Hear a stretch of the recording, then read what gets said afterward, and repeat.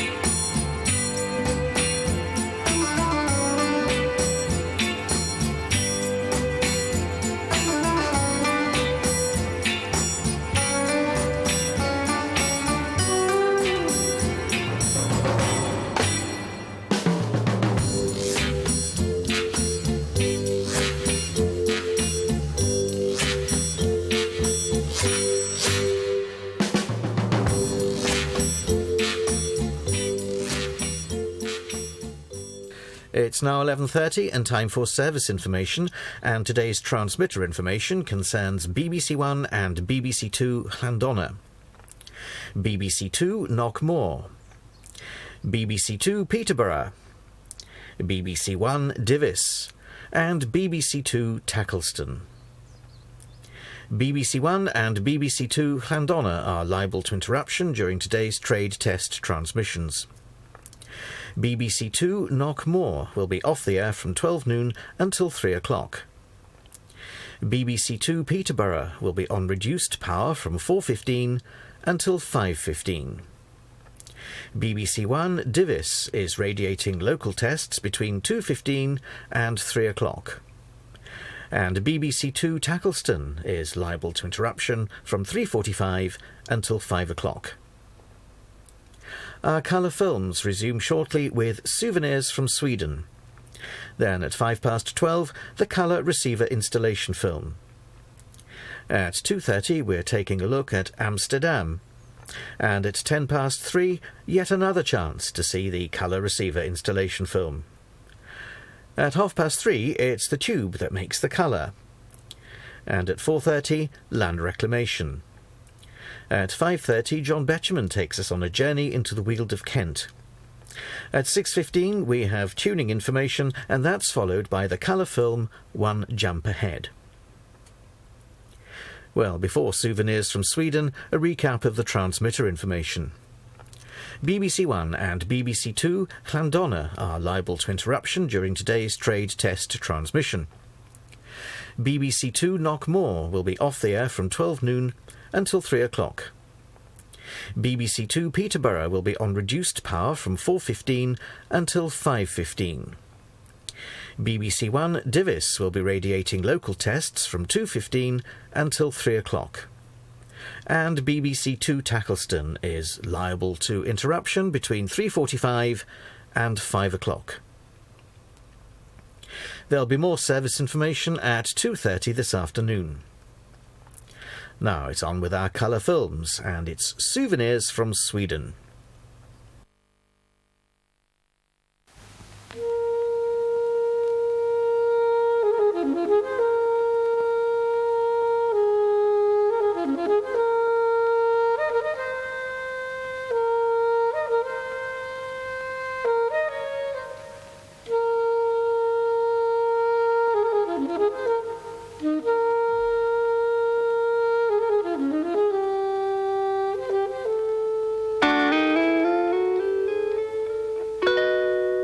Souvenirs from Sweden. That's the title of this film. And one of the main characters in it happens to be me. I've been living in Sweden for the past year or so. Managed to get around quite a bit. Saw quite a lot of places. And quite a lot of people. But the day comes when you have to move on, which is always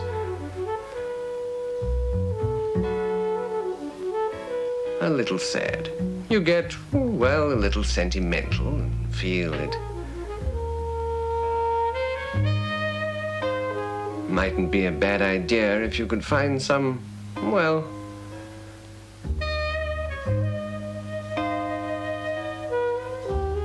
little thing to remind you, sort of symbolize what you'd left behind.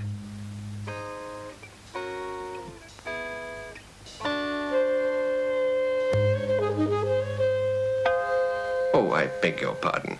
Perhaps I should introduce myself. My name is Fenton, Harry Fenton. But don't let's be so formal. Just call me Harry. Harry. Harry.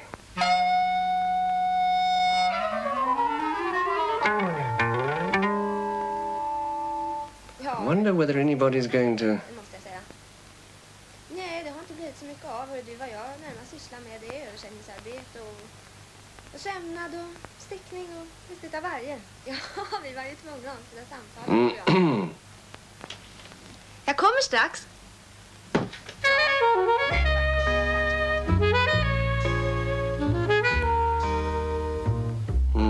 Now I wonder. Of course, there's so much to choose from. Lapland, for instance, up in the far north, beyond the Arctic Circle. Amazing little people, the way they manage to get everything. Food, clothing, warmth, shelter, and even wealth, I'm told, from their vast herds of reindeer. Or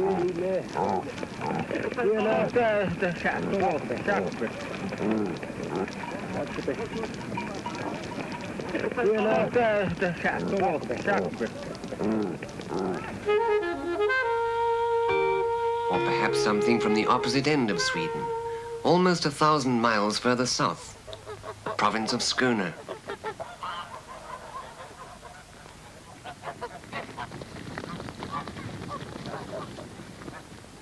Roast goose and thick brown gravy. Who could ever forget?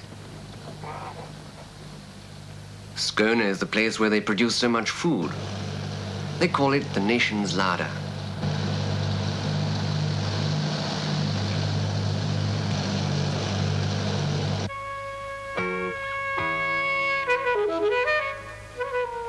Then, of course, there was the archipelago on the west coast.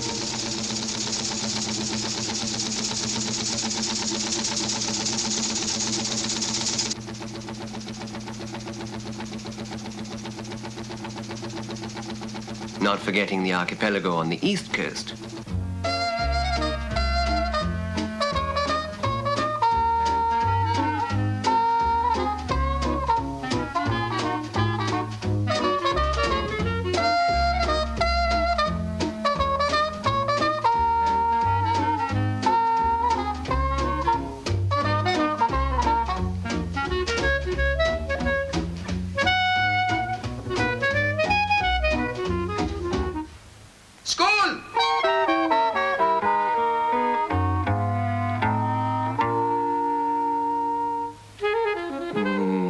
That smooth quality. The fine textiles and the superb femininity of the Swedish woman, almost unique, as proud and confident as a goddess, tall and slim, fair of hair and lithe of limb, graceful in her every movement. And then the Swedish male, a little taller, no less fair, so often of an inquiring mind and practical bent, a stickler for conventional behavior. Always courteous, yet in the Swedish manner, somewhat shy and brief of speech. Well, of course, it depends a little on what is at stake.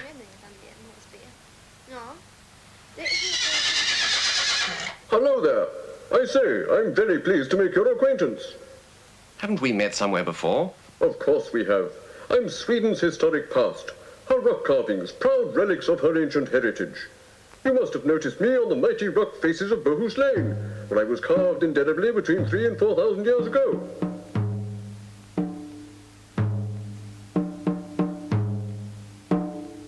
That's my wife on the left.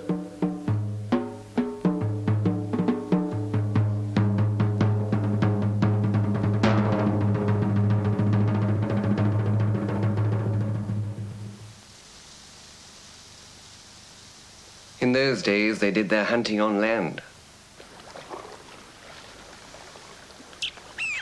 But 2,000 years later, they called themselves Vikings and went farther afield. They crossed the seas in uncomfortable open galleys and got extremely wet in the process. Some never came back. Those that did were buried with this symbolic dignity and were often allowed to take their weapons and treasures with them to the grave.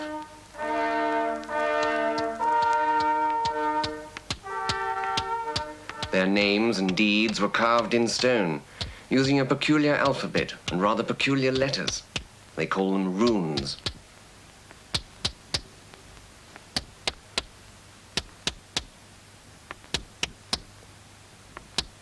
Many of these runic stones still stand and show how Christianity first started getting a faint foothold in the barbarous north.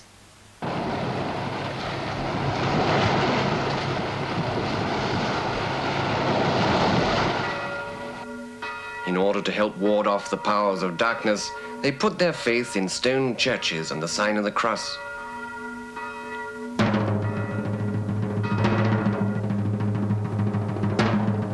But when it came to dealing with human intruders, they preferred to rely on sharp steel and very thick walls.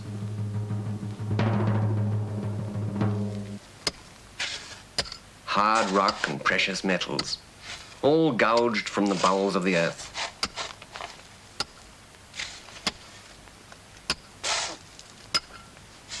Sweden has had miners for centuries, it seems. And so, of course, homes for miners too. Ancient mining traditions are still kept up.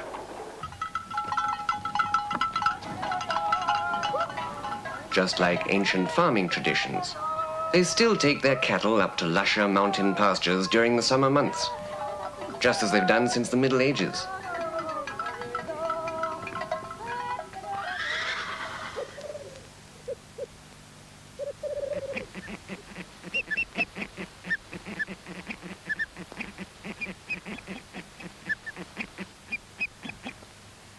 Ja, hej då. Hej, hej. Förlåt mig. Nej, hejsan. Vad trevligt att du ringde. What about taking a little wooden horse from the province of Dalarna? You couldn't do better. Born and bred in the traditional heart of Sweden. That's me.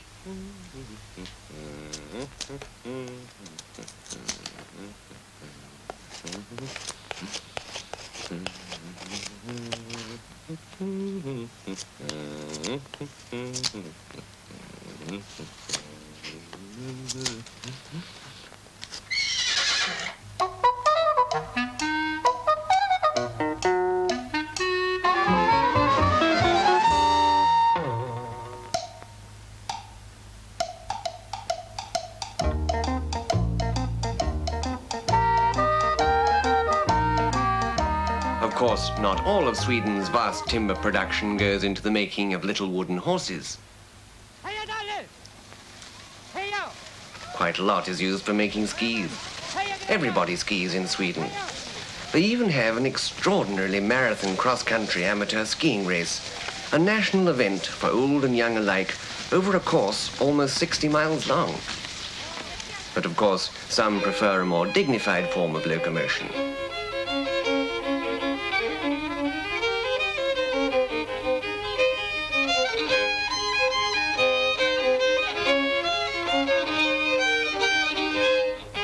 The race is called the Vasa race and is in memory of an athletic and famous king named Gustav Vasa, who made a dramatic escape from his pursuers along the same trail more than 400 years ago. Och han har god fart i sin jävlar när han startar med kraftiga tag fram mot målet.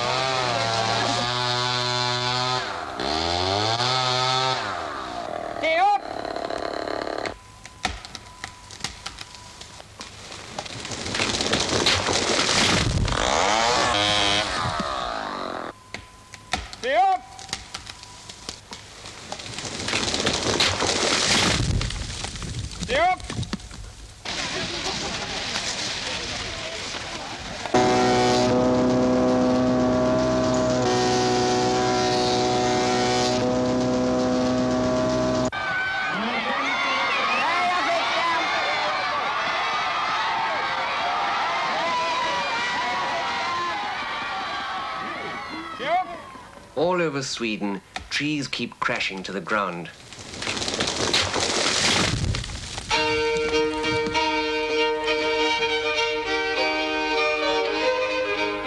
A select few are lucky enough to get propped up again as symbols of midsummer light and festivity.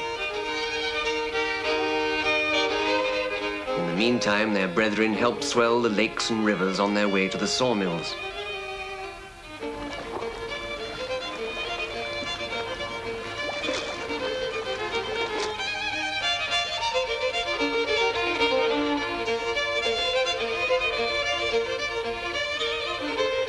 And in due course, bale after bale goes out to a paper-hungry world.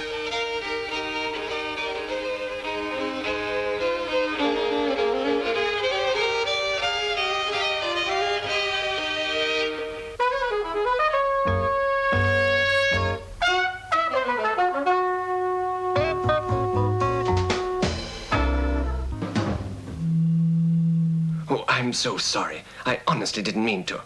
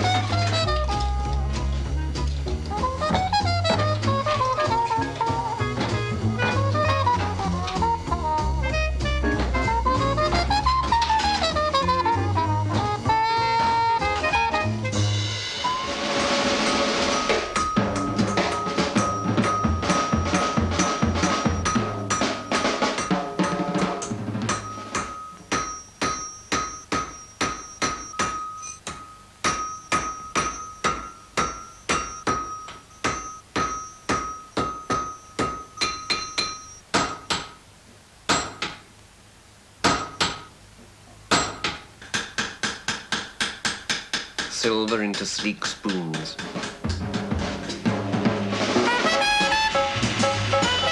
Or steel into ship's sides. I suppose it represents some sort of yearning to turn nature's gifts to good advantage.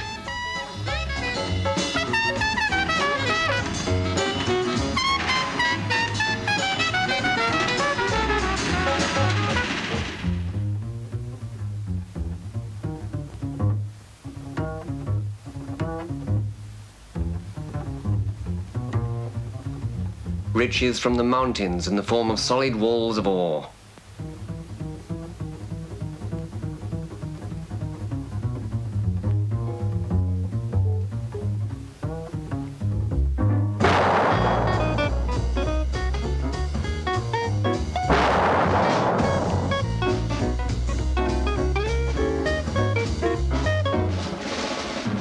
riches from the rushing rivers, converted into vast sources of latent power.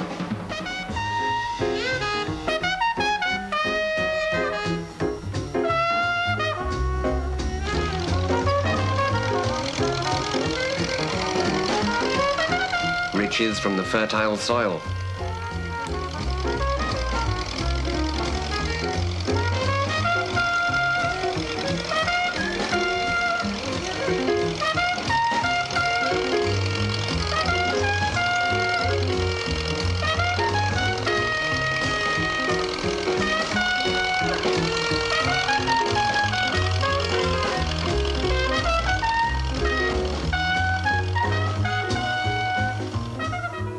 In fact, as far as I could see, the Swedes seem to have developed a knack of enjoying their natural riches in a variety of ways. It makes for a high standard of living. Everybody has some sort of vehicle to drive round.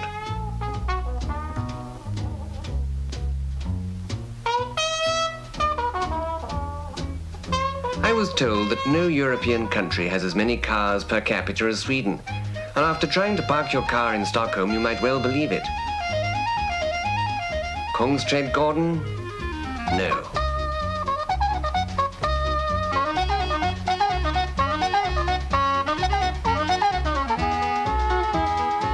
The general whirl in Stockholm can be rather confusing. No parking in Kungsgatan. Not a hope in the old town. And the king, after all, is entitled to some privacy in his own palace. But just opposite, there's one of these peculiar 20th century gadgets, a parkometer. And then you're all set for a peaceful stroll as a pedestrian.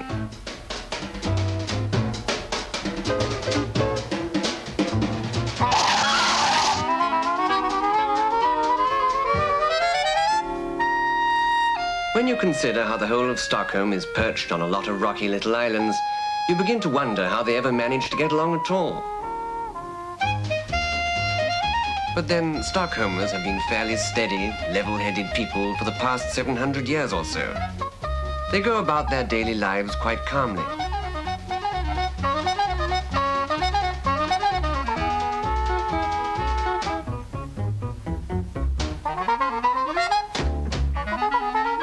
Somehow they don't seem to let the organized confusion of a modern metropolis prevent them from thinking quite peaceful thoughts now and again.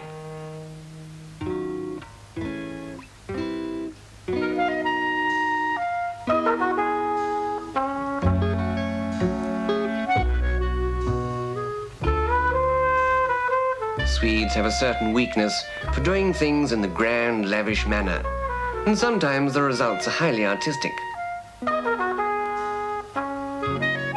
Sometimes the accent is on the lavish.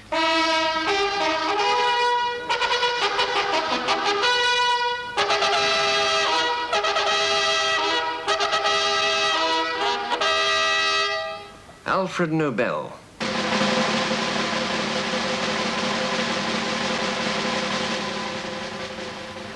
The Nobel Prize-giving ceremony takes place in Stockholm every year, and is an occasion on which the interests of the whole world become centered upon the Swedish capital.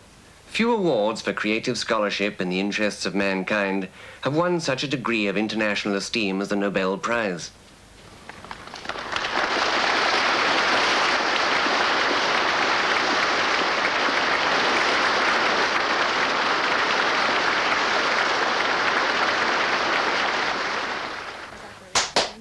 Rusa upp, man får ju aldrig vila ut riktigt. Jag läser notsluta nu, ja. Hej, hej.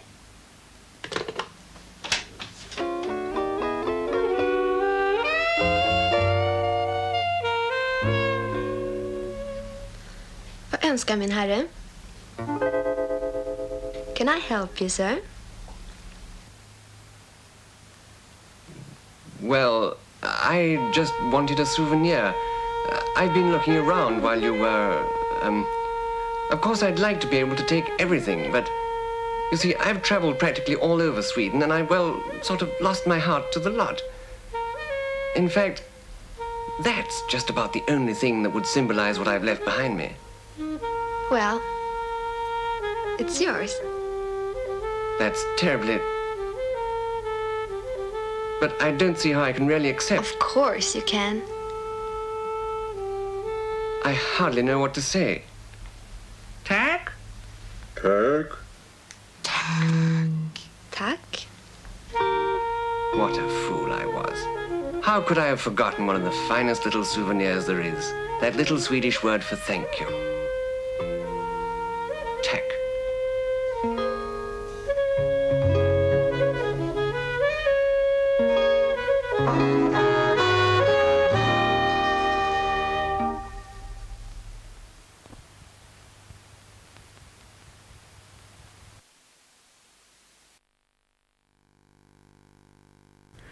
The colour receiver installation film is at 12:05. For now, the colour test card and some music.